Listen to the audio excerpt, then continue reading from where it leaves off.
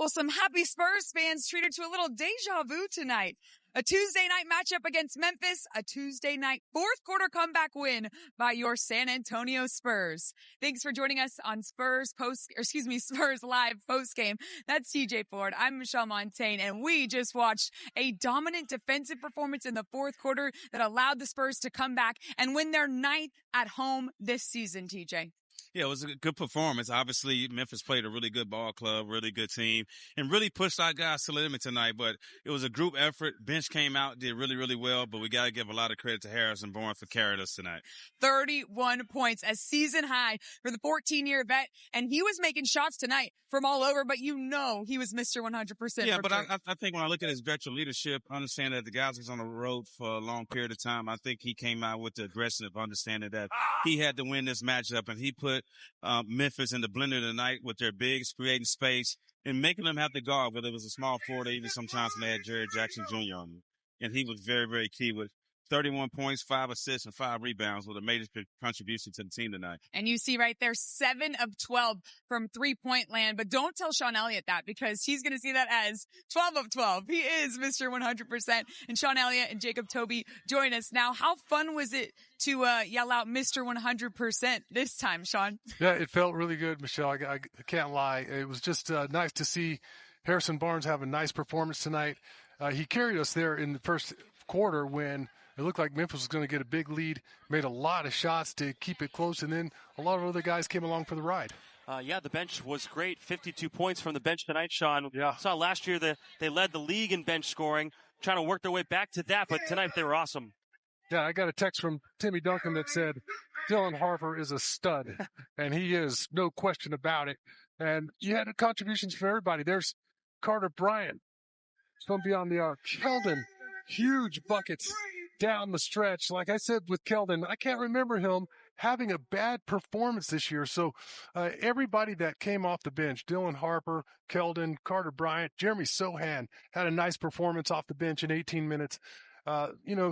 Everybody played their part. They played extremely well. They locked it down on the defensive end of the floor. They tried to help out as much as they could on the glass. It was difficult for them when you had Jackson Jr. and Edey out there, but those guys did their part. They played their roles, and that's what you expect from them. Now 9-3 in clutch games. They just continue to learn how to win in close situations.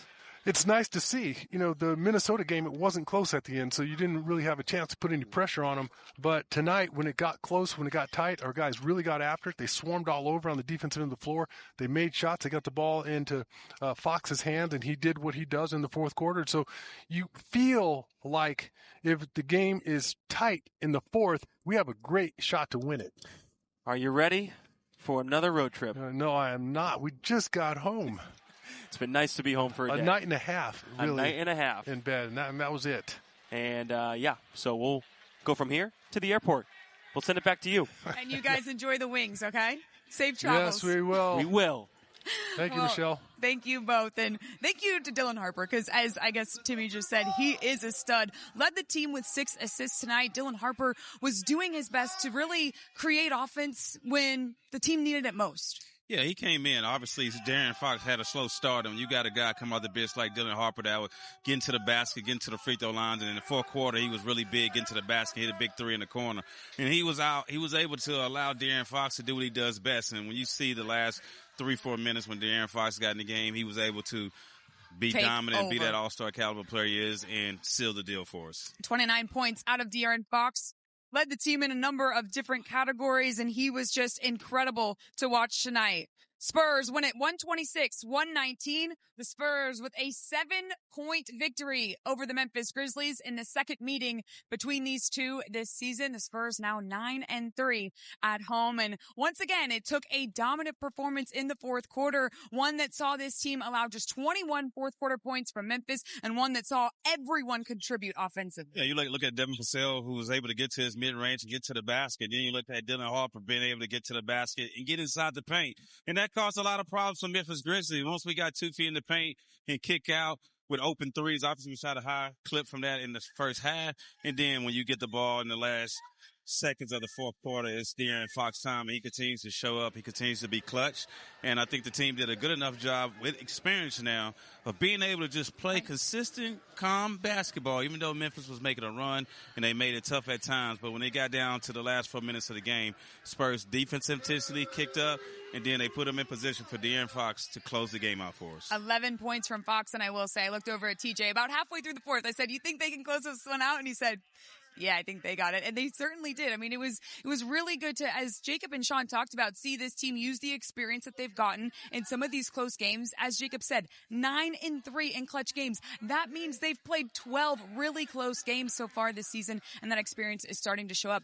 Especially impressive considering they are on the first night of a back-to-back, and Orlando is a really good team they face next. Oh, of course. I think hitting the road is still going to be a challenge. We kind of saw some of the fatigue tonight. So being able to get on the road, get to Orlando, get really, rested, hydrated, and get ready for a tough ball club. But I think hitting the road, I think we'll be okay. I think you're not going to see guys struggle as much as we did tonight with the starting lineup. So I feel confident hitting the road and going out to Orlando Magic here. It makes sense to be confident when you have your 14-year vet, Harrison Barnes, putting up 31. What does this show you? It shows you that Unc can still do it, right? Man, he came out, he played big, and he was able to get the win. Harrison Barnes led us to a 126-119 win. TJ, for a Tuesday night in December, this place was rocking. People up in the nosebleeds were on their feet, and that could be in part because there were 23 lead changes in this game. It was close all the way down to the end. But when you think about what you liked most out of the Spurs' performance tonight, what would you say that was? Just being in the game and not really getting rattled that it was complicated. It was tough at times. Being able to consistently just keep playing and create that pace and just keep the game close. And when it got down to crunch time, they was able to intensify their defense and they was able to go on a run to close the game out. Yeah, very likable. Thanks. And as for what Mitch Johnson, the head coach of the Spurs, liked in this one, we'll go ahead and take a listen to the head coach now. Like the way they finished? I did. We made plays on both ends and on the boards and some physicality. Wanted it more consistently throughout, but they finished strong. We finished strong. How the team rallied in that fourth period. You always harp on the maturity aspect of this team. Consider that another progress in that department, the maturity on the court. Yeah. The competitive response has been pretty good all year. They got up, I believe, 108 or 109 to 101, 109, I believe. And we went on a run after that. And we're just trying to do it more consistently of the 48 minutes.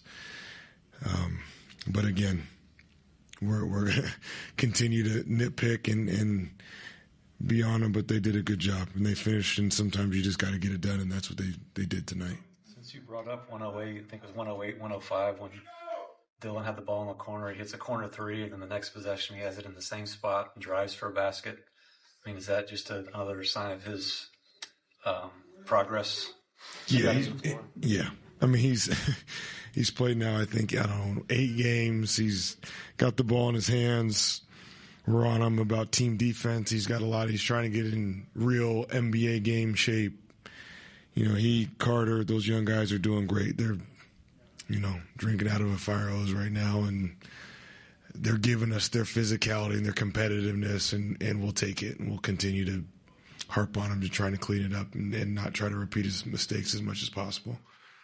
Coach, when it comes to De'Aaron down the stretch, is it one of those, what else is there to say? I mean, the way he just takes control and he's seemingly more and more comfortable with every game. Obviously, it stands to reason, right? But just taking command on the stretch of close games like this. Yeah, there's certain guys in this league that have the talent, the confidence, the wherewithal, the understanding of how to walk a game down, and he knows how to do that. And, if we can get to that 4 or 5 minute mark, he has a good idea of what to do.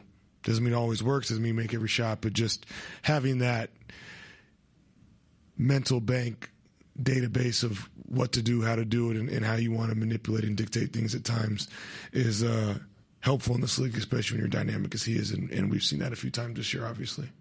It's nice to see scrimmage. The head coach there talking about some of the importance that these bench players are playing. And you think about the fact that they are on the first leg of a back-to-back and that they're about to be on the road for a stretch of, at least 4 more games. How important is it to get quality minutes out of these bench guys? Well, he's getting the minutes. I would have to say it's all about the trust. When you look at him being able to place these young guys and these rookies in the game and trusting them to make the good decisions and the right decisions, it's been a benefit for the Spurs team. Obviously, as sometimes throughout these games that we're playing, the young guys are really carrying us for certain stretches. So it's a benefit to have. And now going on the road, you want those guys to still be able to try to maintain that, even though they may have some lapse of not being as productive. And you want to be able to have your star players and your elite guys be able to play at the highest level when you need them to. But like tonight, you need those role players. You need those young guys to bring that energy, be effective, and do things that, sometimes we wasn't capable of doing tonight. Yeah.